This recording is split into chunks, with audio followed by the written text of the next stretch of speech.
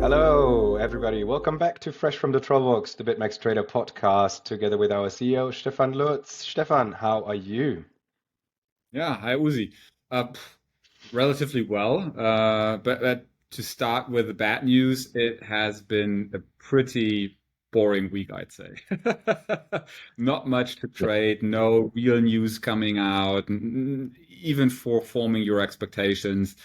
Not a lot. I mean, we all have seen Bitcoin now hovering around 42K, a little bit up, a little bit down. Basically because we now see in and outflows of the ETFs equaling each other. So grayscale reducing, the others picking it up. So now we're waiting for the next news cycle, I'd say, on the short term, right? I mean, long term, different story, but short term news cycle is really the thing to do. So for me this week, pretty relaxed. Yeah. Taking I a think exactly the price roller coaster was very stable. Not a lot of excitement. I think there was some minor news. Celsius, for example, is now through its Chapter 11, and yeah. obviously, as you mentioned, right, ETFs kind of stabilizing a little bit. Discussions around whether an ETH ETF is coming soon, but nothing that is kind of impacting at this stage.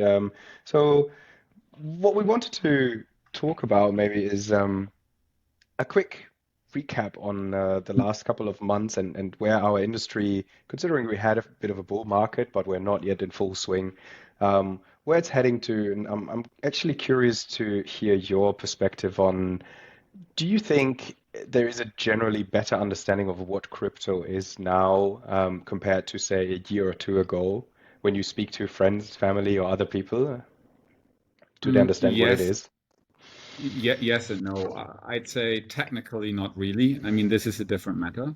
But and people who know me a little bit better, for me, it's more like momentum and where is the center of gravity, etc.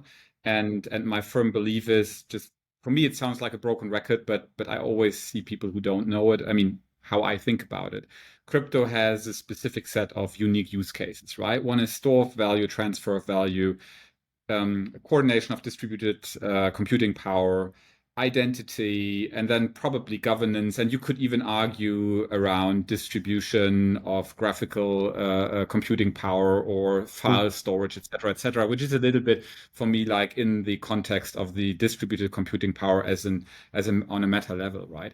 And what we have seen basically in the last 2 years is that finally most of the TradFi business accepted that crypto A is here to stay and that it serves as a store of value, transfer of value mechanism. And with that, that it's a relevant investment category.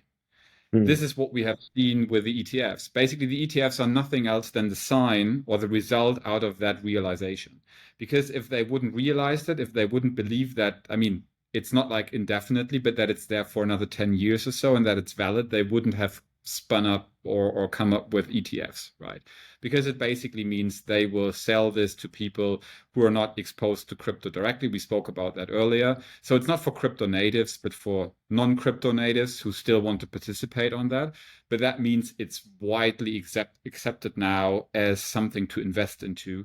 And that mm, serves as a especially store of value, I would say. Not so much transfer of value in the money terms, currency terms, but like for larger chunks, it's an investment asset, gold, stocks, commodities, what have you, right?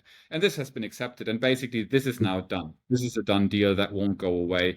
Um, that is one. But that then for me, giving this more relaxed week is a good thing to lean back and reflect a little bit on what's the next thing, right? And the next thing is then actually the coordination of distributed computing power, which are most of the level one or the layer ones we see in the market. Ethereum, kind of the operating system slash motherboard of a decentralized digital economy.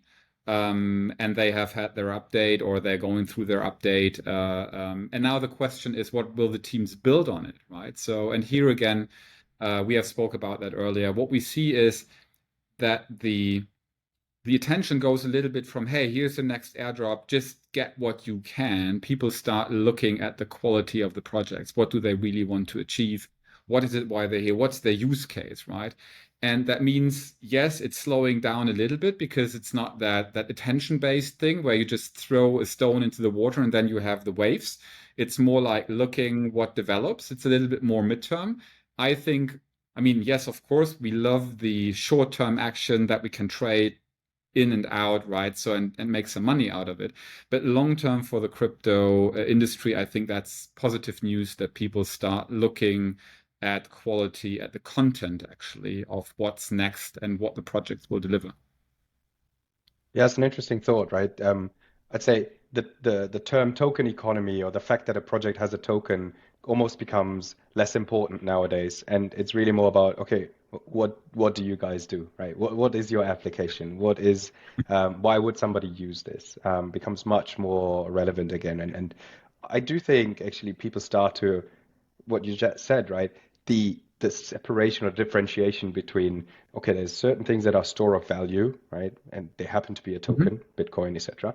And then there's other things, which is really just decentralized computed projects. And that makes sense for these projects to do things in a not centralized fashion, but decentralized fashion. And to be honest, even if they would have equity instead of a token, people would probably still be interested. It's not just about being part of a token economy anymore, even though it's still a very nice and good way to fund your project and to pay for your services, obviously. Yeah. Yeah, Yeah, interesting. I mean, again, it's an not ideological, but it was a very forward-thinking process, right? What often is misunderstood. Yes, of course, you can even have micropayments in your TradFi world, but it's overly expensive. Whereas if you have a wallet attached to a specific service, so if you think about the Internet of Things, right? I mean, this term is burned, but let's just stick to that. But if my fridge has a wallet, it's much easier to have an integrated process in settling all of that than if my fridge needs to have a bank account. I mean, just Mm. think about KYC, that won't work, right? Yes, I can have a bank account and I can link it to my fridge, but it's much more cumbersome from a technical standpoint than having just everything on one infrastructure and just staying in the computing world, right? Which then leads to crypto because you want to protect your privacy. You want to protect actually people tampering around with your accounts there, right? Centrally. This is why decentralization and digitization in terms of wallets actually has a value as such. It's a little bit like, I mean, we spoke about that earlier. Just remembering that if you think about the new Apple glasses, right? Vision So this Pro. thing, Yeah. Vision Pro, it's not so much about the hardware. It's about what use cases and will you Mm. build upon that that actually creates value. The thing as such is trivial in the end, and it's even cumbersome to use. But if you think forward, like with the iPhone, right? I mean, I still remember that when the iPhone came up, it was like, who needs a phone without keys? How should I key in my SMS? I mean, SMS is a term no one knows anymore, right? And what should I do with it? But it was the forward-thinking process of saying, hey, we need to have hardware combined with a software that, for example, allows something like Google Maps to be mobile, right? Or other stuff that we do regularly, right? So now we shop while we're on our way to work in the MRT or tube or however you call it. You couldn't think about that like 20 years ago, right? And that changes the world. And here it's the same. It's a little bit all the guys that were involved in this process of coming up with cryptography and then translating that into operating systems actually work on this solution. If you look, I mean, and not like in a deliberate way, it's a decentralized way as well. It's not one mastermind coming up with all of that. It's a gradual process with Mm. progress and steps back, right? But it's I'm looking forward to 2024 here as well because we will see. I assume we will see new things, and as you say, not just hey, there is a token. What's the tokenomics, and what are the airdrops, and what's the burn mechanism? It's really hey, okay, what are they going to do with their project? Yeah, maybe we're lucky, right? There's a next killer app, right? I think that is what we were waiting for, right? When Yes. the killer app for mobile phones with camera was social media and Instagram. So what's the killer app, the next big one after Bitcoin being, I guess, store of value, distributed computing like Ethereum? What is the next thing that we all want to use? All Hmm. right. Very nice. Thank you very much, Stefan. I guess shout out to our viewers. If you have any points or comments on this episode or on former ones, feel free to comment here or on the BitMEX Twitter. We're very happy to get your feedback. And with that, Stefan, have a lovely weekend. Thank you very much. You too. See you next week. Bye.